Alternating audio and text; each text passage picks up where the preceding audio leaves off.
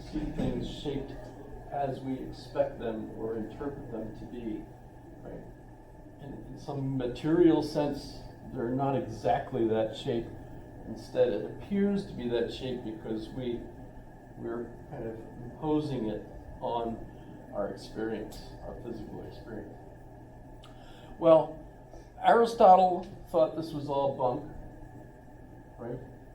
And you might think so too, because we're much more of a Aristotelian society as Americans than a Platonic society. You might notice lots of vocabulary in our everyday speech that in a sense refers to a Platonic point of view. It's definitely embedded in our culture in lots of different ways, right? Clearly, by the way,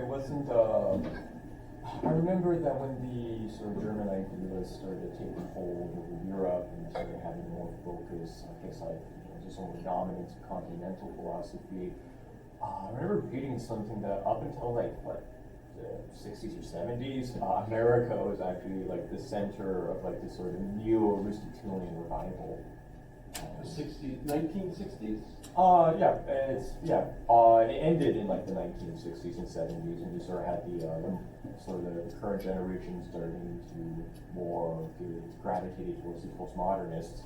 But you had a huge focus and emphasis put on Aristotelian virtue ethics. That dominated still there. a lot of political philosophy. We still have that, and we'll talk more about that Monday, because my focus today will be on Aristotle's metaphysics. But notice the reading I have linked from the syllabus for next class is the Nicomachean Ethics. But no, there's a philosopher named Alasdair MacIntyre. I've actually gone through a lot of his work. Who argues, and I think correctly, that the most sensible ethic that we can have today, considering all the complexity involved in our society, is the Aristotelian ethic, which is focused on the self. Myself, what's going to enable me to flourish? And that could be interpreted not just as me, myself, and I, but me in my society. So it's not, it's more, it's not a selfish focus point of view, yourself, but it's a belief that the ethics that you will sort of glom to are those that help fulfill your own metaphysical narrative, your own meta-narrative. But we'll talk more about that on Monday. But I wouldn't say that there was a special Aristotelian revival in that sense. I think of America as, from the get-go, being a very empirical people, because they're... Well, that was more, wasn't that more due to like an influence of like sort of like analytical philosophy from like the British, that sort of cultural... That has nothing to do with it at that point. That's something that's just academic. It doesn't really impact everyday life in a common sense point of view, I would argue. But so Aristotle is basically going to say that if we're thinking the way Plato does, that what we've got are two worlds, basically, right? And the one would be the ideas, the forms, and the other is matter, which, by the way, if we think in a Christian sense, you've got heaven and earth, right? Pretty easy. You go to Einstein, you would have, I would say, energy versus mass, right? Well, we'll work on that as we go, right? But so for Plato, the ideas are kind of like the sun, and they radiate the shapes they do on matter, right? With Aristotle, how do you erase yourself? always ever on this side of the room.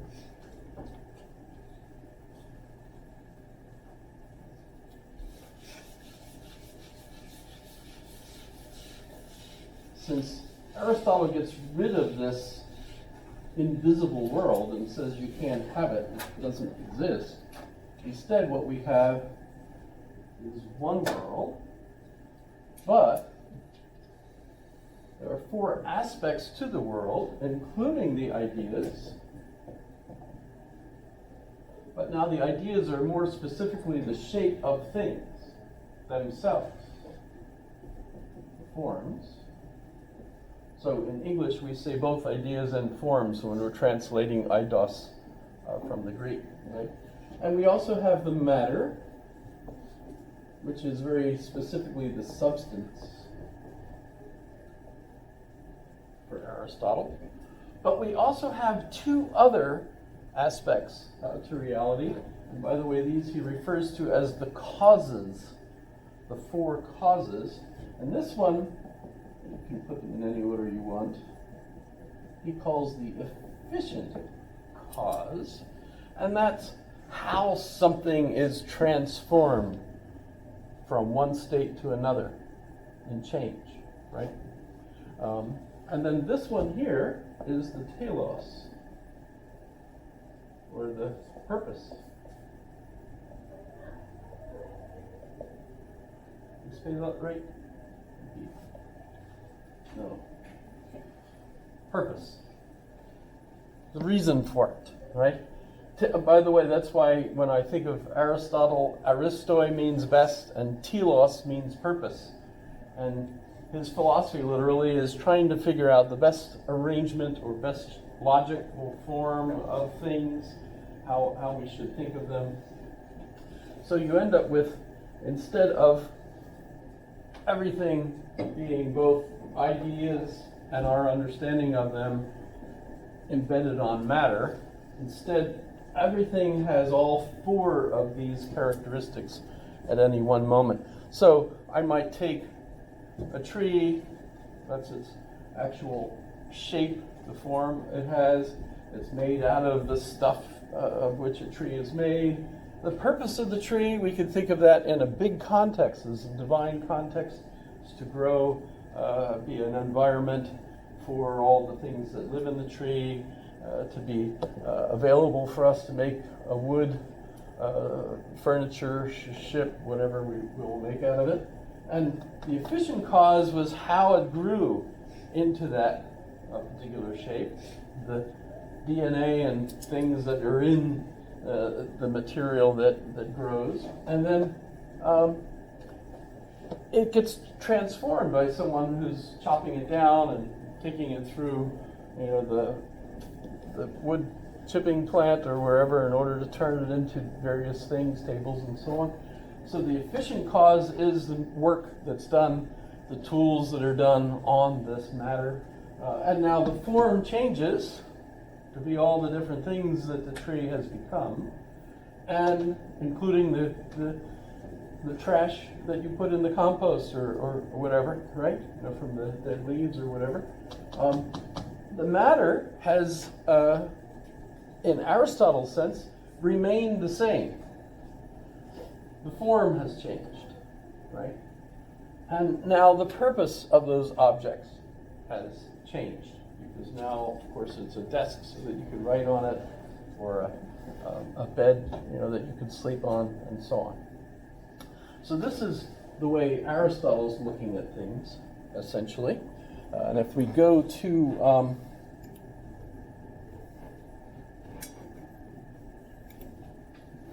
actually, what's the easiest way to go here? Do this.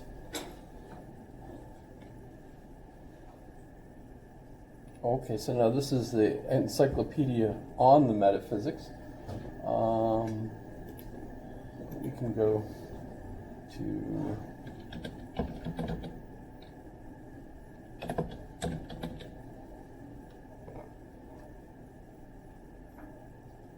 maybe this. Mostly want to. Okay, so this is the one that I. Okay, so famous first line, all men by nature desire to know, or love to know, or want to know. I'm not sure that's actually true in the full sense that Aristotle is talking about it that way. In fact, it might even be considered illegal in some countries for you as a kid, maybe. But in any case, that's a famous line because he defines man, anthropos in Greek, anthropos. So anthropology, the study of man, yes, anthropos as the knower, the man who's interested in knowing. That's so even we say today Homo sapiens, man the knower, right? In fact, we have, for some reason, isolated the individuals that exist today as Homo sapiens sapiens. Have you ever heard that? So we're not only man the knower, we're the ones that really know. Because we've got the internet, we can really, I don't know what brought that about. But in any case, man the knower, right? And as a result, we're just doing what we naturally do by the design, the form. The purpose of man is to know, right? So if you think of how Aristotle does things, he's looking at this in a very detailed, categorical way. You think it, and what Aristotle bequeaths us is called categorical reasoning. And the first set of categories that we end up with, let's do it this way.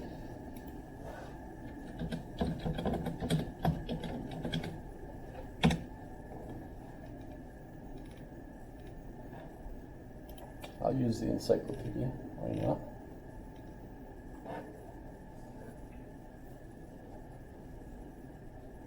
In fact, I could think of it when we're looking at this.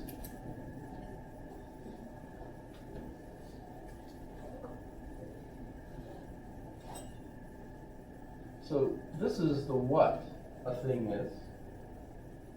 The form, the shape. What is it? It's a table. This is of what or of which it is made, of substance, so this particular substance. How it was made, with the tools, the workmen, etc. And the why. Why is this made, right? So these are categories themselves, but we also have a, let's go with the tenfold.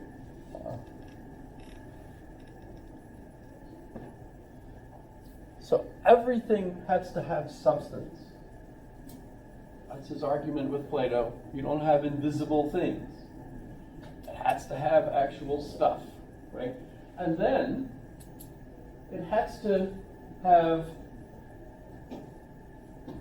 matter. The substance is got to be there, but it's got to be in a particular shape. You can't have matter without it having some kind of a shape. Even the joke about I'm in shape, round is a shape, right? A blob, well, it's in a shape, it's an amoeba or whatever, right? By the way, those little animals, one-celled animals, make decisions. Decide I'm going this way, and the other ones say no, go this way. Oh, I'm going this way. I'm an individual. How they are. Little one.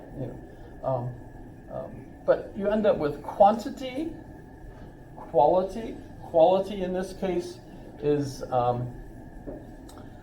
positive or negative. Quality. It's kind of qualities.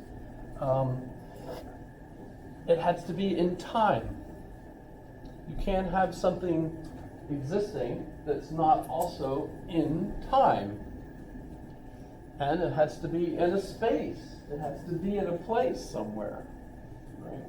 So there's a whole bunch of categories that you can analyze and define things by their particular association with one another through those categories. But I wanted to especially go with his approach to language, because when we say, and this will be the quiz question, by the way. I'll ask you the quiz question first. Please email me a true sentence. Sounds easy enough, right? Please email me a true sentence. So I will argue that Aristotle invents the concept of a true sentence. What is knowledge after all?